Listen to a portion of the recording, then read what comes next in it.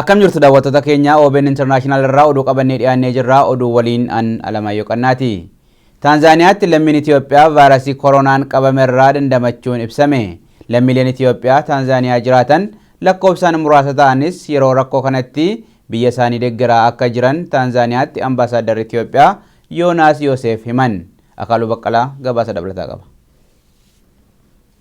Lammiileen Itoophiyaa Afrikaa kibbaa dhaquuf Taanzaaniyaa akka ce'umsaatti gargaaramu. Taanzaaniyaa keessa kan jiraatan muraasa ta'anis namni vaayirasii koronaan qabame tokko dandamachuu Taanzaaniyaatti ambaasaaddarri Itoophiyaa Yoonaas Yoosef himan. ኢትዮጵያኖች እዚህ ታንዛኒያ ቤዝ አድርጎ የሚኖሩ ቁጥራቸው አነስተኛ ነው፣ ብዙም አይደለም።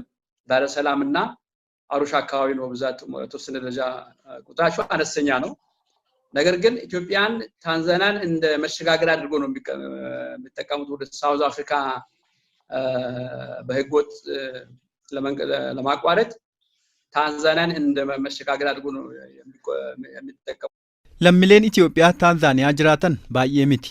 Muraasni isaanii ammoo Daar es Salaamiif Arushaa jiraatu. Haa ta'u malee gara Afrikaa kibbaa dhaquuf akka ce'umsaatti itti gargaaramu. Haala akkanaan kan biyya kana turan weerarri kun osoo hin babal'atin gara biyyaatti galchineerra. Kun ammoo nu gargaaree jira. Mootummaan Itoophiyaa baasii xiyyaaraa danda'uun gara biyyaatti isaan galcheera. Namoonni 300 amma hidhaa keessa jiru. Yoo weerarri kun salphate isaanis gara biyyaatti deebisuuf waliigallee jirra. Kanaan ala Itoophiyaanonni piroojeektii daandii dhaabbilee idil-addunyaa fi hojiiwwan daldalaa irratti bobba'anii hojjetan ni jiru. Dhimma dhibee kanarratti karaa miidiyaa hawaasaan odeeffannoo wal jijjiiraa jirra.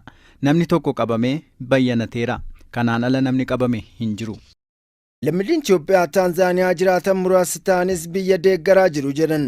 ታንዛኒያ ዳር es Salaam የሚገኙ የሚስዮን ሰራተኞች ዲፕሎማቶች የወር ደመወዛቸውን ሙሉ ሰጥተዋል። አንድ የመጀመሪያው እርምጃው እሱ ነው። የወር ደመወዛቸውን ለዚህ ድጋፍ እንዲውል ወስነው ሰጥተዋል፣ አስረክበዋል።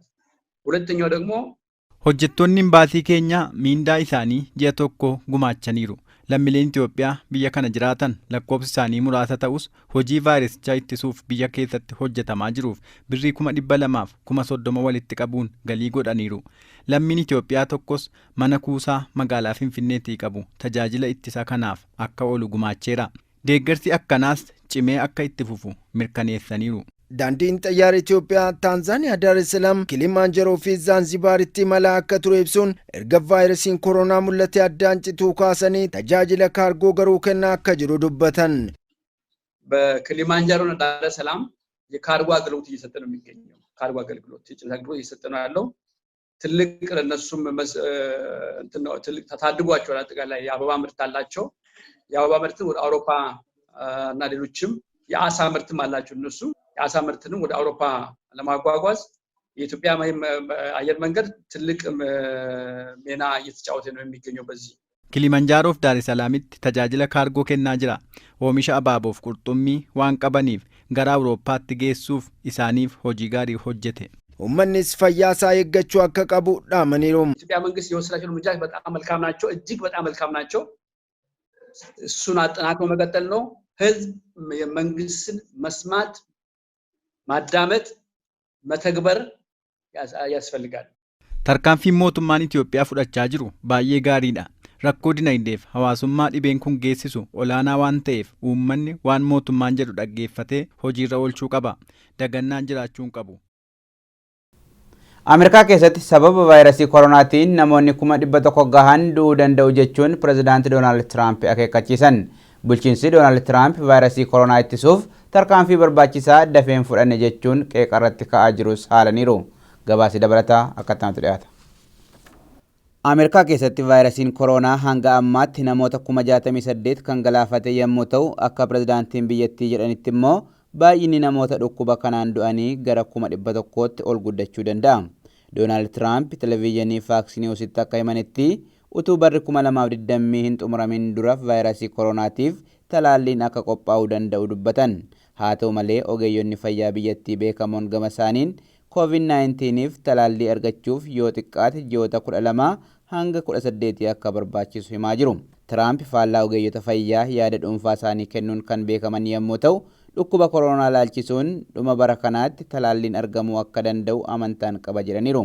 Yaada Tiraamp kanaan kan waliin galle Dr. Anthony Fauci fi hoogganaan fayyaa Ingiliz Chris Whitty yaada kennaniin talaallii argachuuf ji'a 18 akka barbaachisu, dhukkubsattoota yaaluuf qoricha barbaachisu argachuufis yoo ta'e carraan bara kana keessa argamuu isaa dhiphaadha.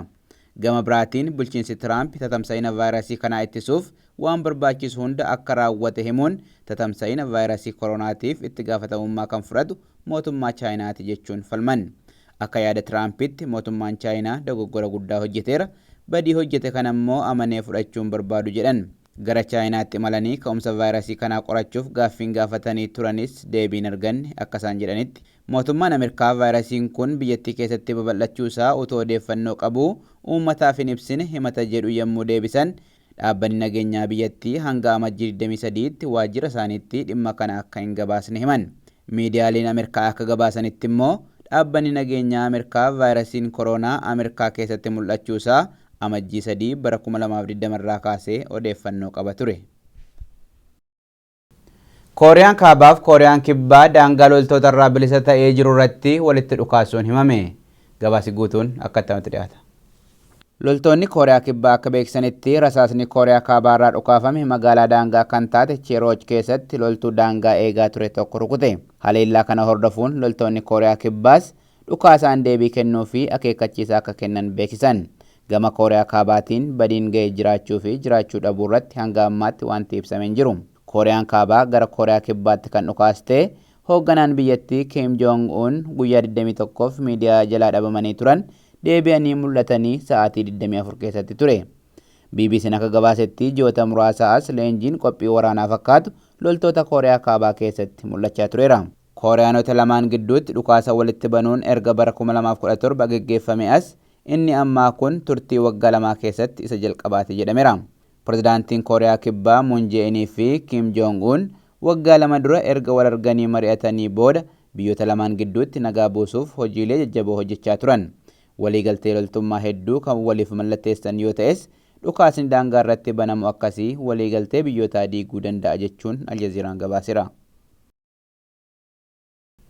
Egaan daawwattoota keenya oduun OBN International har'aaf qopheeffanne kanuma gama kootiin nagaatti.